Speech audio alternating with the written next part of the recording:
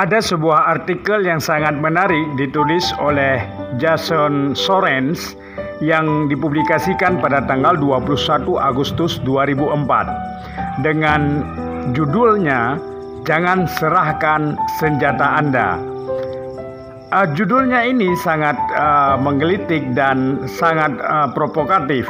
Jason juga menasehati para pemberontak agar jangan serahkan senjata Anda sebelum segala sesuatunya jelas. Begitu tugas Jason di dalam artikel yang dia tulis tersebut. Jason Sorens adalah salah peneliti dari Dartmouth College, perguruan tinggi swasta di Hanover, yang meneliti khusus tentang federasi dan desentralisasi di negara berkembang. Salah satu yang menjadi perhatiannya adalah kasus Aceh.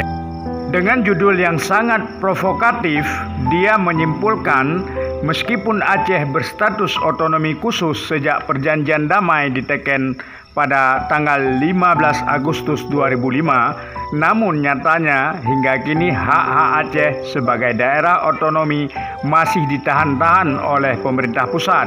Padahal damai memasuki tahun yang ke-18. Yang paling kasat mata, MOU Helsinki menyebutkan Aceh berhak mendapat 70% dari hasil kekayaan alamnya. Nyatanya hingga saat ini pusat masih tawar-menawar meminta bagi hasil 50-50. Aceh bahkan tidak berhak menikmati pajak sendiri. Ini berarti otonomi Aceh jauh lebih sedikit dari katakanlah apa yang dinikmati oleh Rhode Island. Satu-satunya yang dinikmati oleh Aceh adalah hak membentuk partai lokal. Demikian tulis Jason dalam artikel. Secara sepihak, pemerintah Indonesia mengkhianati mantan pejuang GAM dalam hal kebijakan ekonomi disertai ancaman eksplisit. Terima aturan kami atau kami akan ambil kembali. Bagaimana hal ini bisa terjadi? Sederhana. Pemberontak turun dari gunung dan menyerahkan senjata mereka sebelum undang-undang otonomi selesai. Bahkan gerakan Aceh Merdeka tidak bisa melakukan apapun untuk membalas pengkhianatan pemerintah. Jika merunut pada proses perjanjian damai, pernyataan Jason ini benar.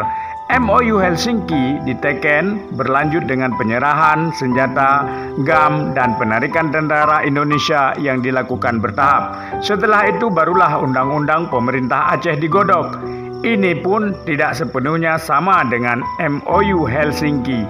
Ada debat panjang sebelumnya dan akhirnya undang-undang PA disahkan di Dalam artikelnya, Jason menutup dengan satu nasihat bagi pemberontak di seluruh dunia.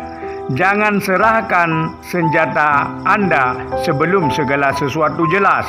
Implikasinya menyedihkan.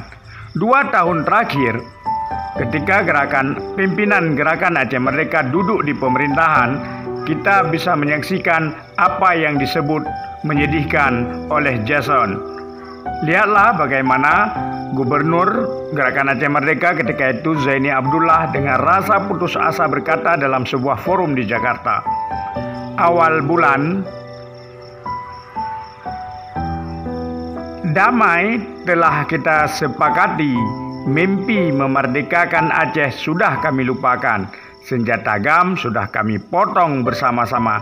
Apalagi yang harus kami korbankan supaya turunan undang-undang PA dapat dikeluarkan.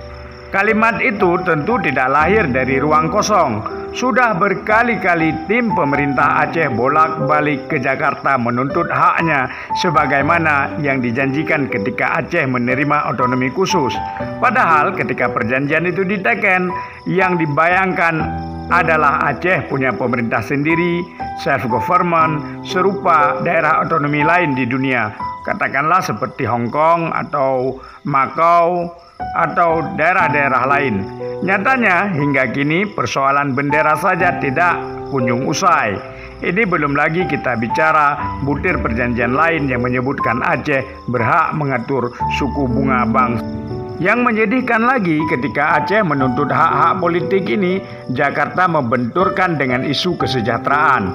Seolah-olah pemerintah Aceh lebih peduli bendera daripada kesejahteraan. Padahal logika anak kecil pun tahu hak kesejahteraan itu tersimpan dalam bagi hasil 70-30% yang tidak kunjung diwujudkan.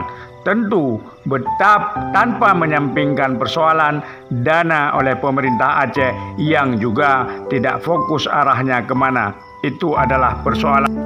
Ketika isu bendera memanas, barulah pemerintah pusat menggelarkan pertemuan membahas Aceh. Lalu ketika isu bendera meredup, pembahasan tentang Aceh kembali menghilang di Jakarta. Kita tahu memang perjanjian damai Aceh diteken dengan tergesa-gesa setelah bencana tsunami maha dahsyat. Pimpinan Gerakan Aceh Merdeka meski awalnya ragu-ragu berupaya percaya pada janji Indonesia. Kita percaya perdamaian adalah langkah tepat, tapi yang paling tepat seharusnya adalah memastikan perjanjian yang disepakati benar-benar dijalankan. Kita menghormati Yusuf Kala sebagai inisiator damai Aceh. Tetapi bagi saya Yusuf Kala adalah tukang PHP. Satu kalimat Yusuf Kala yang masih membekas adalah, yang penting bikin mereka teken dulu, urusan nanti belakangan. Kini 18 tahun berlalu, urusan nanti belakangan itu tak kunjung selesai. Sementara Muzakir Manaf yang sekarang akan mencalonkan kembali sebagai gubernur Aceh masih memegang teguh janji damai itu.